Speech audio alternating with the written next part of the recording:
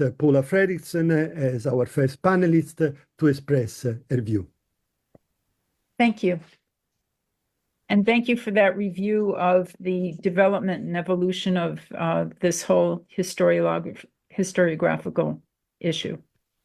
I'm going to talk about Paul within Judaism and what I think that means. Paul declares himself to be a Hebrew, an Israelite, a Benjaminite, a Jew by nature, a Pharisee by interpretive commitment, and a flawless observer of Jewish law.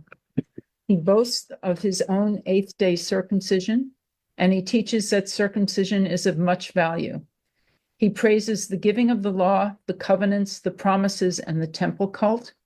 He proclaims that Jewish law is holy, just, and good, upheld and in this sense validated by the gospel message itself. That's Romans 3:31.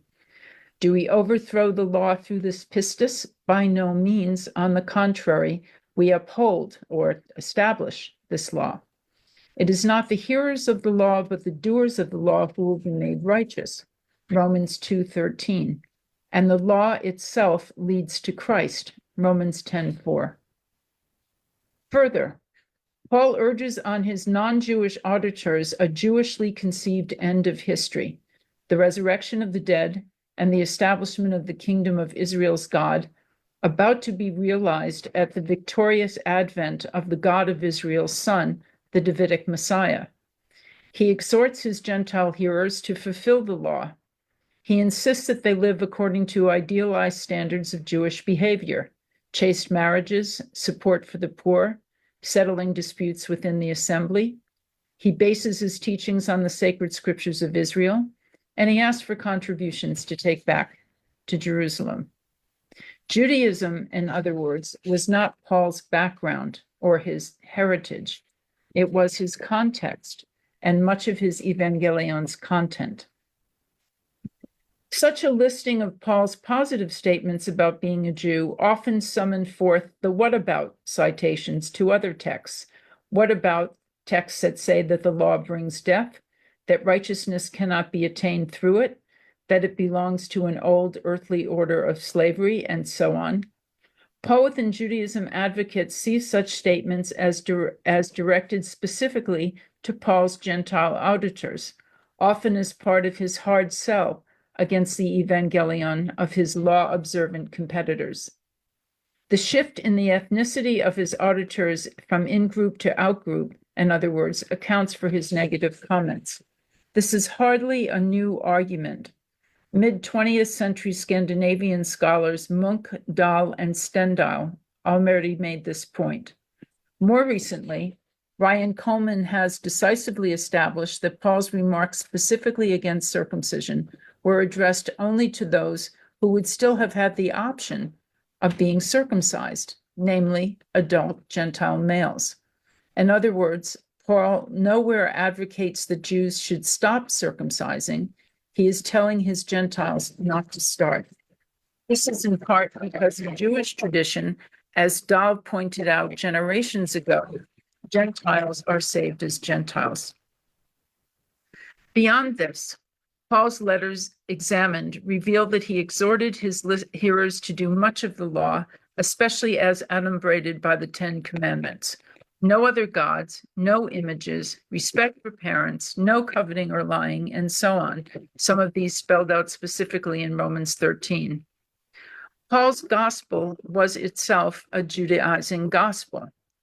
But Gentiles should Judaize, said Paul, only in Paul's way, katapneuma, and not katasarka.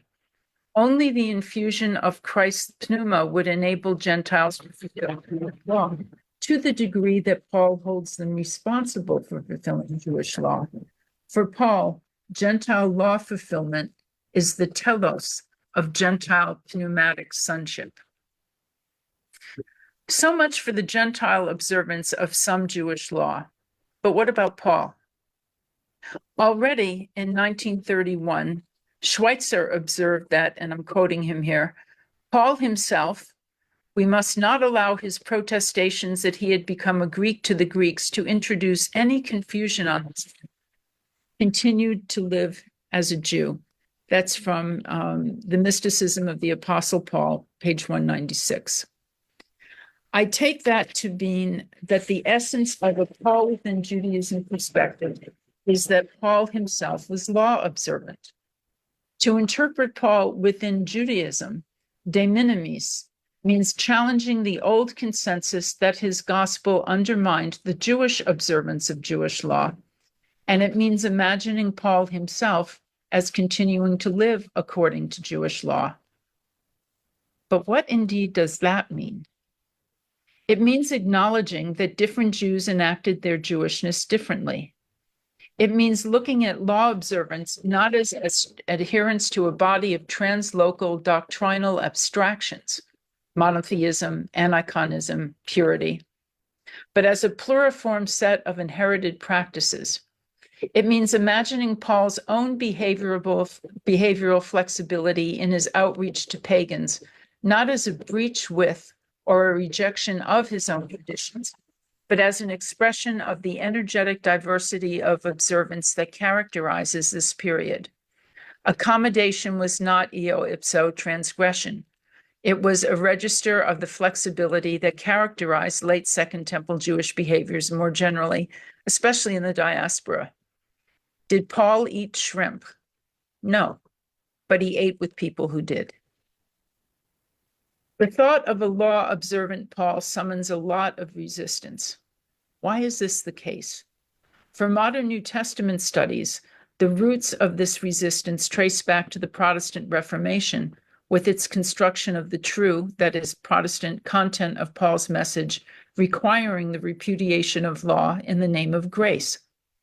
It traces back to the 19th century's construction of Jewish particularism, instantiated by Jewish law, versus Christian universalism, the proverbial law-free gospel. It is supported by reading Paul's condemnation of pagan behaviors in Romans 1:18 through 32, as a universal indictment aimed at Jews as well, and by taking the so-called Jew of Romans 2:17 as an ethnic Jew, not as a rhetorically constructed ex-pagan interlocutor. It ends with the assertion that the burden of the whole letter to Gentile Roman auditors is a critique of Jewish practice. The motor of Paul's message thus becomes what he found wrong with Judaism. In this view, Paul combats not pagan gods, but Jewish law. The first sign that a Paul within Judaism perspective was making its mark was when it began to be attacked. The next phase of this cycle of measuring success is that it is about to be co-opted. Even those who argue that Paul did not himself observe the law will still do so under the rubric of Paul within Judaism. I'm thinking here of the first half of the essays in the recent volume by the same title, edited by inter alia Michael Bird. Even those who see the burden of Romans as condemning Jewish behaviors will insist that such a reading places Paul, quote, firmly within Judaism. Whence this insistence? I speculate that it has to do with somehow theologically authorizing the interpretation of an anti-Torah Paul that nonetheless resonates with the Old Testament, New Testament architecture of Christian orthodoxy more generally. A Paul within Judaism, even if this Paul repudiates Jewish law, in this view cannot be a Paul against Judaism. This view still gets to validate the old and abiding hermeneutic of law versus grace, Torah versus gospel. That's a lot of theological mileage. The reason to argue against such assertions is not because they are theologically usable in the modern context, but because they violate so much of Paul's ancient context. Paul knew as well as we do that the command to circumcise was given only to Jews and not to Gentiles. His gospel reaffirms this ethnic, thus religious, distinction. Paul's message of God's impending wrath against pagan sinners was motivated by his conviction that the ends of the ages had already come upon him and his generation, and the primary pagan sin was the worship of daimonia rather than the God of Israel. Non-Jews making a commitment to the Jewish God The central demand of Paul's gospel to the nations was an expectation specific to Jewish apocalyptic eschatology. As Schweitzer again said, Paul's thought is dominated by his conviction that Jesus was imminently to return. An apocalyptic mindset does not require an antinomian one. To conclude, what does within Judaism mean, and why does it matter? I cannot speak to the larger question of other New Testament texts. I speak here only of the letters of Paul. And Paul is an easy case to make because he himself boasts of his Jewish excellences, and he himself was unquestionably ethnically Jewish, a Hebrew born of Hebrew parents. For me, within Judaism means keeping Jewish ancestral customs as a Jew. But keeping it how? It is hard, for example, to interpret Tiberius Julius Alexander as within Judaism. Philo's radical allegorizers, on the other hand, were indeed within Judaism because they held that their interpretation of the law adhered to the highest meanings of the law. Their behavior, in other words, was motivated precisely by the desire to keep Jewish law.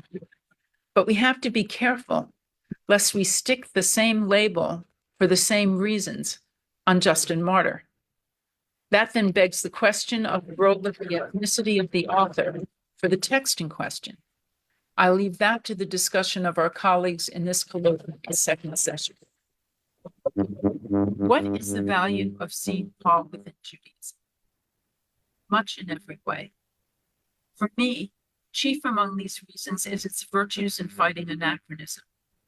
The anti-law Paul ends up too easily as a first Christian theologian, the founder of a new religious culture, whether he knew it or not. I doubt very much that someone expecting the imminent end of the world is setting up a new religious culture as an alternative to the one that he stands in and is committed to, and the one that he sees his God committed to, per Romans 15:8. Quote, Christ became a servant of the circumcised in order to confirm the promises given to the fathers. And Paul within Judaism respects the abiding and generative distinctions that Paul never makes between Jews and Gentiles. Is Jewish law observance for Paul a mere adiaphoron, a matter of no consequence? It is hard to imagine if nomothesia is one of Israel's God-given privileges, for Romans 9:4, and if Jewish law marks out the pathway to Christ, for Romans 10:4. But does Paul not fight against a general anti-Gentile ethos of Jewish law? First, I would point out there was no such general anti-Gentile ethos. And second, Paul was a diaspora Jew.